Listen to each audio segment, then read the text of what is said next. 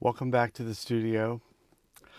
It seems like for the last 2 years, I haven't had a lot of time to really be doing the quilty stuff that I want to be doing. But one thing that I can do, regardless of what kind of construction or packing or moving that I'm doing, whenever I'm taking a break, is I could go ahead and pull out my phone and check Facebook or any of the other quilty messaging things. And one of the things that I keep saying over and over on different messaging is that I see a lot of people that are posting that they're losing their quilting mojo, or they're kind of in a rut, and they're looking for advice. And I constantly keep thinking about this. Well, I guess part of it is because I'm at the opposite end of the spectrum in a way, because I can't quilt, and I'm sort of envious that they can, and um, they've lost their joy about it. But because I think about it a lot, I have all these thoughts in my head, and one of the first things I think about is that sometimes I think people are working on the wrong kind of project. Um, I know that a lot of times I see people that are popping out really easy quilts over and over and over again, and there's no challenge there. They're just making one quilt after another, and they're very simple, they're very quick. Um, they get them done, but after a while, you look back and it's like baking 50 cakes. There's nothing exceptional about any of them. They're just, all basic thing. And you're not learning anything new from doing them. And I think sometimes that is not very rewarding. So I think in a way, just working quick on something to get it done is not always the best way. I know I watch a lot of times Last Homely House, and she's always saying she likes to slow quilt. She likes the slow quilting, and by that she means the slow process of it, not just to hurry and get something done. She likes to enjoy it, and so if it takes her 2 or 3 years, then she's okay with that, even if she works on other projects in the middle. Um, One of the things that also comes to mind during one of the quilt markets that I went to, and this particular one was in Salt Lake City. Handy Quilter is in Salt Lake City, their headquarters. And some of the reps invited Melanie and I to the headquarters. They were having a multi event function at the headquarters. And they had food trucks there, and you got to tour the entire facility. They have an education center there, and they have, the warehouse where they ship things out, and the manufacturing. So you got to eat, got to tour the facility, but they were also doing a Quilt of Valor uh, program where they actually hand out the quilts to servicemen and women. And I had never been to one of these. Now, keep in mind, I was sitting in the back with my little plate of food from the food trucks. I did not know any of the service men or women. I did not know any of the people who had made the quilts, and I really could not see any of the quilts that were being handed out because I was sitting pretty far in the back. Mainly, I was there to eat. I'm not gonna lie. I like food. But as soon as they started handing out, well, as soon as they started talking about the service members' uh, service, the things that they had done, hit me right like a ton of bricks. It's like those Hallmark commercials that sneak in and get you before you are able to build up your defenses. And before I know it, I'm just trying to choke down my food because I feel like I'm going to start bawling right there in the back of the room. And again, I don't know anybody that's getting an award. I haven't seen any of the quilts. There's no reason for me to be getting this emotional. But my point of bringing this story up is that sometimes we are not creating an emotional attachment to the projects that we're making. So, of course, making the projects doesn't make us feel anything, doesn't make us feel any way. And so making them, it doesn't have any kind of reward attachment to them.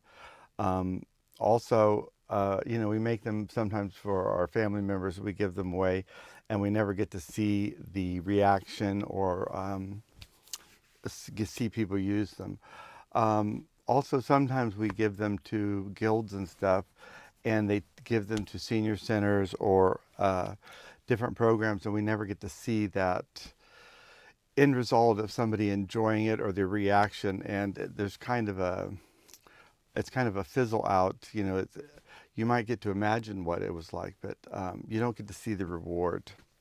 So either way, I think sometimes there's no emotional connection to the projects.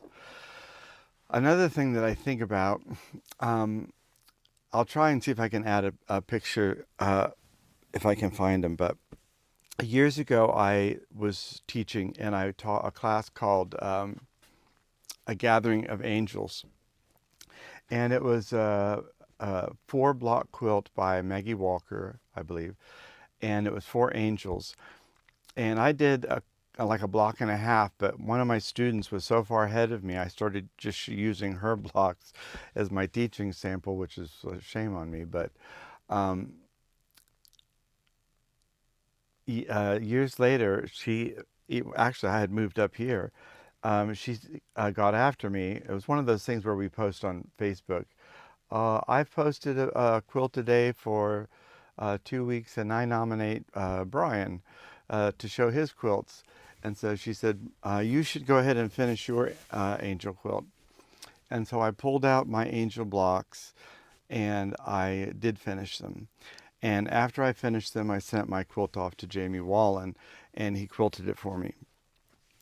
But one of the things that I realized while I was reflecting on the process was that having been working on those angels made me feel different than just appliquing hearts or flowers. I felt like a little bit of a higher purpose. I felt a little bit more spiritual. I felt a little bit better. It just felt different than working on just any old applique project or any old sewing project. And that resonated with me enough that I actually started going online and looking for other types of angel applique because I wanted to recreate that. And not having been able to find it, that's what made me branch out to start trying to translate Orthodox icon from churches into my own appliques. I didn't create the design. They were just taken from an icon in a church. But my point is that there was an emotional connection to what I was working on. So that is something I think is very important, that what we work on have meaning and purpose. Another thing that occurs to me, and we hear this a lot, or we think about this a lot when it comes to our children. If a child is in school and it could be your daughter or son telling you, "Oh, my child is fidgeting in class, they're not paying attention, and you know, they're just not doing good, and the teacher's really upset." And your response might be, "Well, she's just not being challenged. She's smarter than that. She needs to be pushed. She needs to be challenged more." And so this is something I think also that applies to us as adults. I don't think we're challenging ourselves enough. We work at the same, level over and over. We've started quilting. We've learned the basics, and we plateaued. We didn't uh, try and do anything else. And, we're just at the same level, and we've been at this same level. And I know for myself, I started quilting in 1991, so we're going on 40 years. I feel like if I don't try and learn new things, then I would get burnout. I would get bored. And also, that's one of the things I loved about getting into the angels for myself, was because it was all new. I had to learn how to make those large format appliques. I had to learn how to transfer the image to a really big, uh, in a really big way, and to keep the clarity. I had to learn how to make really large pieces with a lot of small pieces in it. I mean, it was every time I made one, there was a lot of new challenges that I had to figure out. So it kept me engaged in the project. It wasn't just, following a simple pattern. And so it was very hard to get bored with something like that. Um, so, my advice would be, in a case like that, is to, try a new type of project. Maybe take a new class with a new teacher that maybe you've been intimidated by. I often hear people say that some things that people are often mention are curved seams. They're really not that bad. Uh, Y seams, they're really not that bad. Uh, once you learn that one little trick, it, you know, it's you've learned it. Paper piecing, English paper piecing, foundation piecing. I mean, they're all skills that are really nice to have under your belt, because when you're trying to do something new, sometimes that one little trick is what you need for that one part of a process. Um, so, taking a new class, trying to take a more advanced project on, um, these are all really nice things that you could do to, get out of the doldrums. Something that I used to hear about when I worked in the quilt store, and this has been many, many, many years ago, and I've never gotten to participate in this process, but I recently just mentioned it to members of my guild, and I'm going to see if I can get at least a small group of enticed people, and that's a round robin. And there are some variations of ways you could do it. I mean, you can make up your own rules, but basically, you create a center portion of a quilt, or you could make a first row, and um, you start with a certain number of people. It could be like maybe 6 people, and that's the group. And each person makes their own first unit, the center or row. And when they're done, they pass the on to the next person.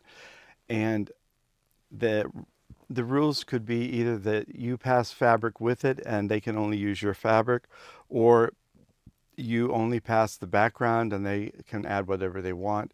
You create the rules, but you never get to see your quilt again until the end of the process. So it's a little bit of a surprise for you. But it's also really wonderful because you have all of these, hopefully, friends working on this for you, and you're working on theirs as well. So, you could do it like once every 2 months, you change. And so at the end of the year, each of the 6 people would each have a finished quilt, and you would have worked on somebody else's quilt for 2 months, uh, maybe making another border, or maybe making another strip. So I'm really excited about that. I would really like to participate in that. I think it would be something that's really interesting. Another thing that I think about, and uh, for some people this could be a problem, for others it's not, but quilting is almost always something we do in isolation. Um, I enjoy my quiet time. Um, I'm kind of odd in that way because I could be very um, good in the public. I used to be a bartender. I used to work in a restaurant, and I'm very good around people. I love people when I'm around them, but also I could go, several weeks and be in my own space as long as I have food. Um, I'm perfectly fine. Music and if I get sleep and I have music and bright light, I'm good to go. Um, I could just, and I have just quilted by myself for long periods of time, but not everybody could do that. So I think that it's important for some people to find ways to not quilt in isolation if you're one of the people that have problems with that. One of the things, and I've already mentioned, is seek out in your area to see if you have a quilting guild. If you have a quilting guild and you're not finding that to be the answer, you might look to see if your guild has any of the mini groups or the spin-off groups. Like my guild has many. We have one that's called the Classic Strippers, or which is basically where we are using any kind of pre-cut to make things with to help us use our pre-cuts. But there's all different kinds of spin-offs. Some of them do hand applique. Some of them do charity projects. Some of them do, like quasi art projects. Um, but you could also find a spin-off of your own, like I said, the round robin kind of thing. Find a group of people that have a similar interest as, that you do. Maybe it's just foundation piecing. My bestie, Marguerite, she loves to do the wool applique with the beautiful stitching on it, and hers is breathtaking. Um, she does a lot of the Sue Spargo inspired designs, and really absolutely breathtaking. So she always, whenever she brings in something to one of the sit and sew nights at twilight, all of the women come over and are asking her questions about stitches. How do you do this or that? Um, so it's just any kind of topic is good for starting a little side group. Um, Another option, and I know this one's going to be way off for some of you. You're going to think that I'm crazy, but hear me out. Some of you know and have been quilting for a while, and you know enough to teach somebody else. And a lot of the quilt stores since COVID have closed. I think probably somewhere in the 30 to 40% range in the United States, quilting shops have closed. And quilting shops were our primary resource for quilting classes, beginning quilting. If you do not have a beginning quilting class for students, we are not going to have beginning quilters. We have to have that continual uh, source of new people coming into the hobby. So, local library, your local church, just post in your neighborhood network that you're offering classes. You could charge if you wanted to, or you could offer free classes. You could do different age groups. You could contact the Girl Scouts, Boy Scouts, any different type of outlet. And you don't have to come up with a huge elaborate thing. Uh, you'd be surprised what other people would love to know. And when you see the expression on people's faces when you teach them how to thread a needle or thread a sewing machine or to do a 1/4 inch seam allowance or to make a pillowcase or to make a strip quilt, um, it's amazing. And when you have that feeling, you're going to not lose your quilting mojo, let me tell you. But you're also going to make an impact on the quilting world at large. We have to have people teaching quilting. And don't think, oh, that's somebody else. No, it isn't somebody else. That's you.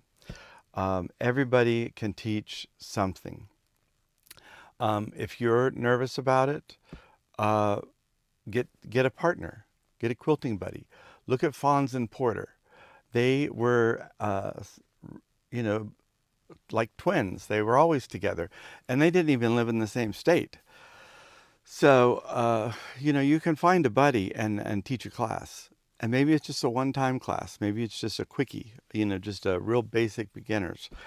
But teaching a class, teaching others is a really great way to reinforce what you know, but also I think it's incumbent upon us because people took their time to teach us.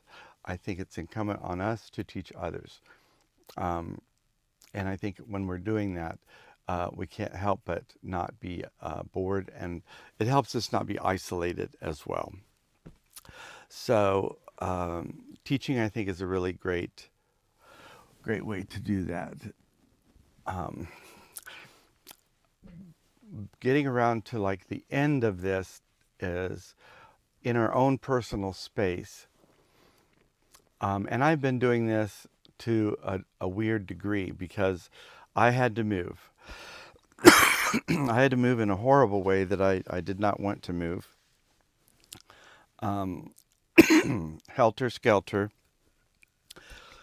Uh, I have stuff in different places, spread out all over the time zone, and I don't like it. And also, I've told everyone around me, they're sick of hearing me say it, but I don't want to have to sort my stuff out on the curb. I don't mind getting rid of stuff, but I don't want to have to do it on the curbside. I want to take my time and look through my stuff and decide if I want to get rid of it, not be forced to do it, you know, on the street. So I would just say it's nice if you can. If you're bored, start at one end and just go through all of your magazines, go through all of your books, go through all of your fabric, one thing at a time. Uh, Sort it out, get rid of the pieces you don't like anymore. The projects you started, you know you're never going to finish, put them in a little package, drop them off at you know, the church or the local quilting guild. Even if you're not a guild member, they will take your donations. The senior center, uh, there's usually a school somewhere that has some kind of a sewing program. It may not be elementary or high school, but usually a community will have some type of uh, sewing program for people of some ilk, some kind of a learning center. So clean through your stuff, and this will do two things. One thing is it rejuvenates and resparks your space, but also it helps you find things, little gems that get you re-energized. And I've found all kinds of things that I absolutely love. In a way, it's made me both happy and sad because I just don't have time to sew. Um, I've been going to that Happy Strippers club with Marguerite, and you know she's already on her third quilt, and I barely started one because I just don't have time to sew. But I still keep going. But one of the things I have been doing, because I could do just a very little bit of it whenever, is I started going through my fabric and cutting strips. The whole part of the thing was that we were using like the layer cakes and the roly-polies. But I also thought, you know what, I'm going to start cutting some of my own. And I'm going to cut some of that fabric that I've been holding on to that I really love, um, so that I can use it in an easy way. I have so much Robin Pandolf fabric. This isn't even a portion of it. I just was cutting the Christmas colors, red, green, and cream. None of the other colors. And I'm not even done with those 3 colors. So I just started cutting 2.5 strips of those, and I was cutting enough for both Marguerite and I to use. And this is just what I've gotten done so far. So um, when I do have time, I will have these. I forget what the American name is for those. It's not roly-poly. That's a British. But I'll have them all set and ready to go where I could just grab one and start sewing, because there's so many beautiful patterns that work on just a 2.5-inch roll of fabric. So cleaning your area up both energizes the space. You can get rid of some of the stuff that you know you're not going to finish, and that takes the weight off your shoulders. If it didn't work out for you, get rid of it. If you didn't end up liking it, get rid of it. Just cut your losses. You know what? If you're in the kitchen baking and it didn't turn out, we don't put it back in the fridge. If you bake cookies and they didn't turn out, you don't put them back in the cupboard. You throw them away. You throw them out in the backyard to the birds. You get rid of it. Get rid of the evidence. So if you started a quilt and you did not like it, get rid of it. Toss it. Donate it. Pass it on. This thing about having to save things or use things because you bought it, no. If we burn toast, we don't force ourselves to eat it. We get rid of it. Give it to the birds, for pity's sake. So clean out all of this stuff that's weighing you down, and then you'll feel better. So clean it out. Cut strips with the stuff that you have been holding on to. If nothing else, just cut a 1 or 2 2.5-inch strips from all those fabrics that you've been holding on to, so that you'll be able to make one quilt from that when you get back to wanting to sew again. And then if all else fails and none of the things have worked that I've mentioned,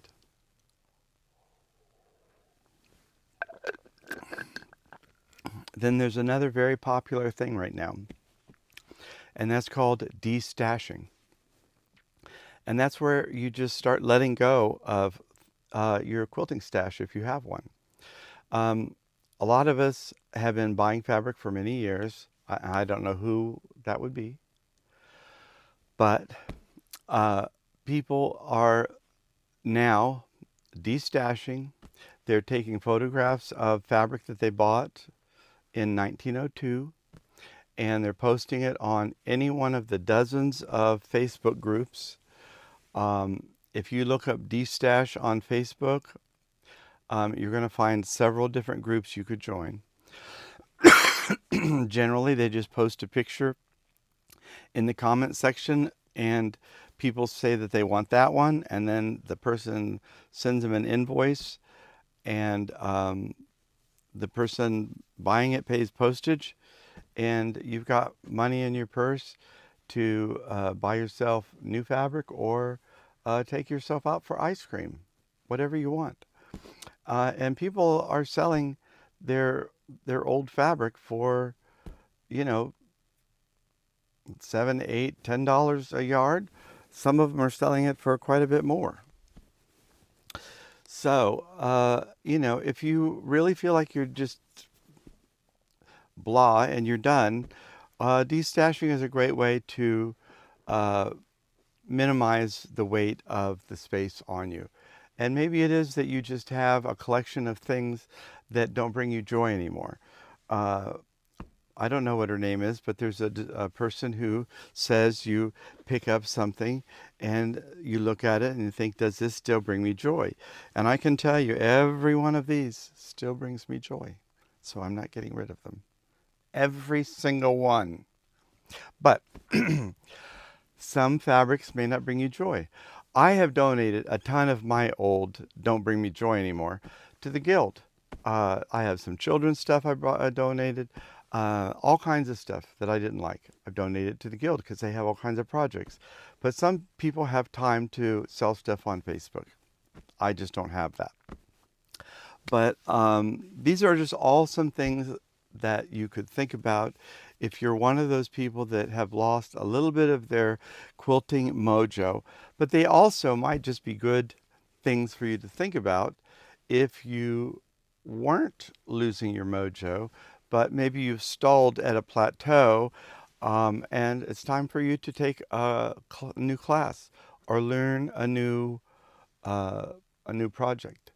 Or maybe it's time for you to perhaps not work on a quilt of valor, but maybe go to one of the presentations and see that emotional, gut-wrenching response. Like it's like being in a Hallmark commercial, or maybe going to one of the times when they hand out Christmas quilts to little children at the uh, local Partners in Hope or whatever. Uh, Sign up for a new class.